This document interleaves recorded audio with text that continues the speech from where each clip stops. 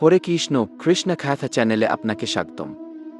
হিন্দু ধর্মে এমন একজন দেবতা আছেন যার নাম শুনলেই অনেকে ভয়ে শিউরে ওঠেন, তিনি হলেন শনিদেব। আমরা প্রায় বলি শনির দশা ঘি বা ঘি, শনির কুদৃষ্টি ঘি। কিন্তু আপনি কি জানেন, শনিদেব আসলে কোনো ক্রূর দেবতা নন, বরং তিনি হলেন পরম ন্যায়ের প্রতীক। কেন তাকে কর্মফলদাতা বলা হয়? তার জন্ম রহস্যই বা কী? আর কেন শনিবারেই তার বিশেষ পূজা করা হয়? আজকের ভিডিওতে আমরা শনিদেবের উৎপত্তি থেকে শুরু করে তার জীবনের এমন কিছু অজানা তথ্য জানব, যা শুনলে তার প্রতি আপনার ভয় ভক্তিতে বদলে যাবে। পৌরাণিক কাহিনী অনুসারে শনিদেব হলেন সূর্যদেব এবং তার পত্নী ছায়ার পুত্র। সূর্যদেবের তেজ সহ্য করতে না পেরে তার স্ত্রী সংজ্ঞা নিজের প্রতিচ্ছবি ছায়াকে রেখে কঠোর তপস্যা করতে চলে যান। ছায়া যখন গর্ভবতী ছিলেন, তখন তিনি ভগবান শিবের কঠোর আরাধনা করতেন। সেই তপের প্রভাবে গর্ভস্থ সন্তানের গায়ের রং কালো হয়ে যায়। যখন শনিদেবের জন্ম হল, সূর্যদেব তার কালো রূপ দেখে তাকে নিজের পুত্র হিসেবে স্বীকার করতে অস্বীকার করেন এবং ছায়াকে অপমান করেন। কথিত আছে, শিশু শনিদেব যখন ক্রুদ্ধ হয়ে তার পিতার দিকে তাকিয়েছিলেন, তখন তার দৃষ্টির তেজে সূর্যদেব স্বয়ং কালো হয়ে গিয়েছিলেন। এখান থেকেই শনিদেবের কি দৃষ্টির প্রভাব কি বা গি বক্র দৃষ্টির কি মাহাত্ম্য শুরু হয়। শনিদেব বড় হয়ে ভগবান শিবের কঠোর তপস্যা করেন।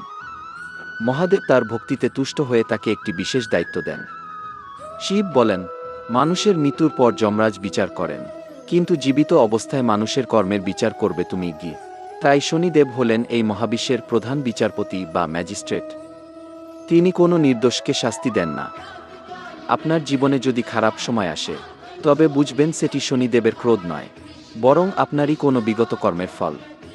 তিনি ভালো কাজের জন্য যেমন আশীর্বাদ দেন, মন্দ কাজের জন্য তেমনি দণ্ড দেন। এজন্যই তাকে বলা হয় কর্মফলদাতা। জ্যোতিষশাস্ত্রে শনিদেবকে শনিশ্চর বলা হয়। এর অর্থ হল যিনি খুব ধীর গতিতে চলেন। সৌরজগতে শনি গ্রহের গতি ধীর হওয়ার কারণেই এর নাম শনি। সপ্তাহের প্রতিটি দিন কোনো না কোনো দেবতার জন্য নির্ধারিত। মহাদেব শনিদেবকে সপ্তাহের সপ্তম দিন অর্থাৎ শনিবারের অধিপতি হিসেবে নিযুক্ত করেন।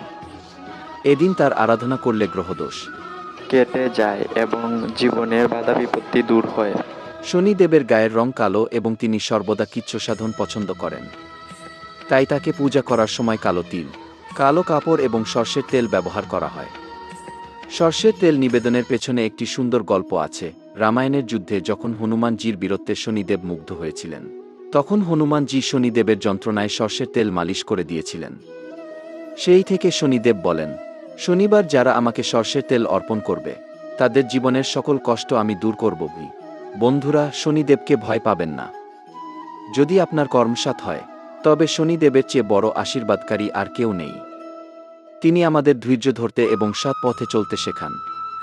মনে রাখবেন, ভগবান শ্রীকৃষ্ণ গীতায় যে কর্মের কথা বলেছেন, সেই কর্মের ফল প্রদানকারী হলেন শনিদেব। আপনার জীবনে কি কখনো শনিদেবের অলৌকিক কোনো কৃপা অনুভব করেছেন? কমেন্টে আমাদের জানান। ভিডিওটি ভালো লাগলে লাইক দিন এবং আমাদের কৃষ্ণ খ্যাথা পরিবারে যুক্ত হতে সাবস্ক্রাইব করুন। শেয়ার করুন আপনার বন্ধুদের সাথে, যাতে তাদের মন থেকেও শনির ভয় দূর হয়। ভালো থাকুন, সৎকর্মে থাকুন। হরে কৃষ্ণ। জয় শনিদেব।